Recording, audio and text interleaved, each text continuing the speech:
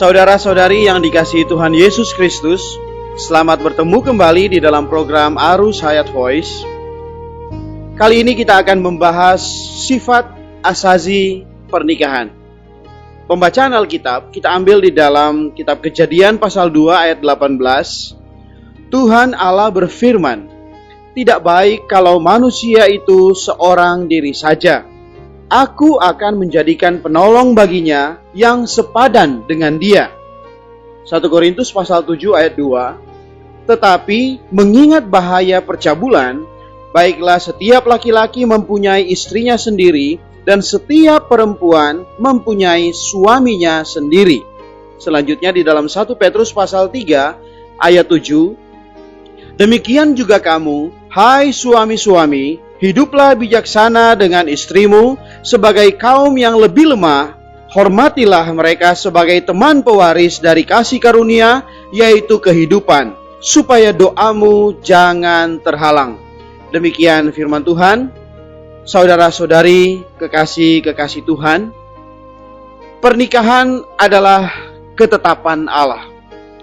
Di dalam kitab Kejadian, Allah berfirman, tidak baik kalau manusia itu seorang diri saja. Tatkala Allah melaksanakan penciptaannya, Ia melihat semuanya baik, kecuali pada hari kedua, sebab langit adalah tempat iblis. Tetapi pada hari ke-6, yakni setelah Allah menciptakan manusia, Allah tidak saja tidak mengatakan baik, malah Allah mengatakan tidak baik, yakni tidak baik kalau manusia itu seorang diri saja. Ini bukan berarti penciptaan manusia itu tidak baik.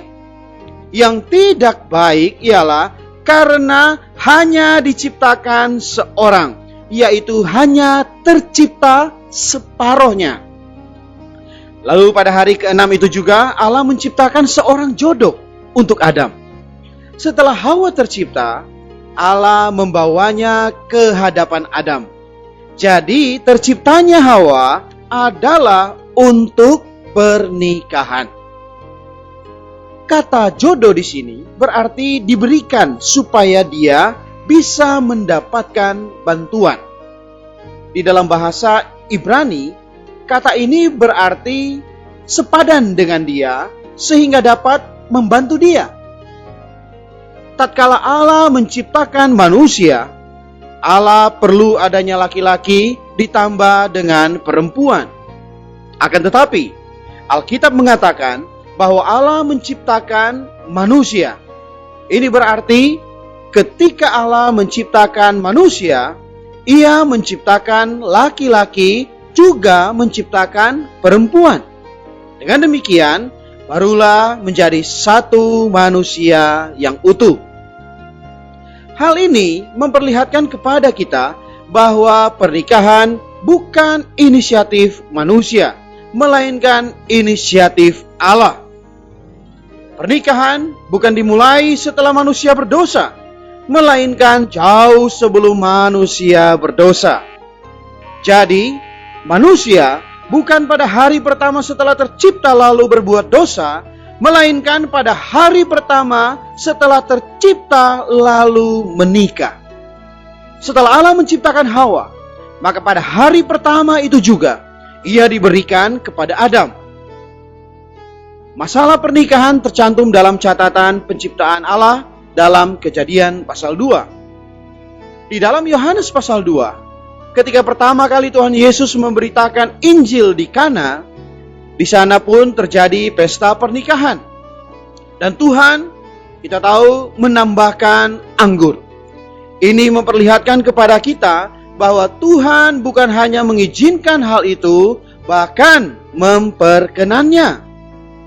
Di sana kita nampak bahwa Tuhan Yesus bukan hanya menghadiri pesta pernikahan tersebut, bahkan Ia membantu mereka supaya pelaksanaan pernikahannya menjadi lebih baik.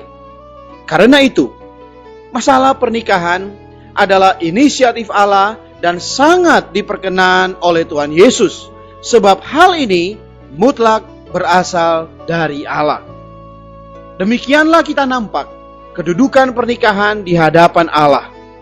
Allah bertujuan agar seorang suami dan seorang istri dapat saling membantu. Sebab itu istrinya disebut jodohnya. Allah menghendaki manusia memiliki suatu kehidupan bersama yang dapat saling bersekutu dan saling menolong. Inilah tujuan Allah. Sampai zaman Perjanjian Baru, di dalam 1 Korintus pasal 7, Paulus menunjukkan kepada kita, karena alasan masuknya dosa, maka pernikahan bukan saja tidak dilarang, bahkan menjadi lebih diperlukan. Jadi pernikahan dapat mencegah dosa.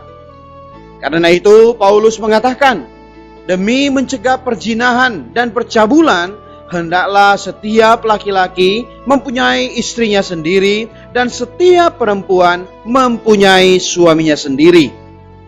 Ia menunjukkan kepada kita bahwa baik laki-laki maupun perempuan harus menikah, karena hal itu dapat mencegah dosa.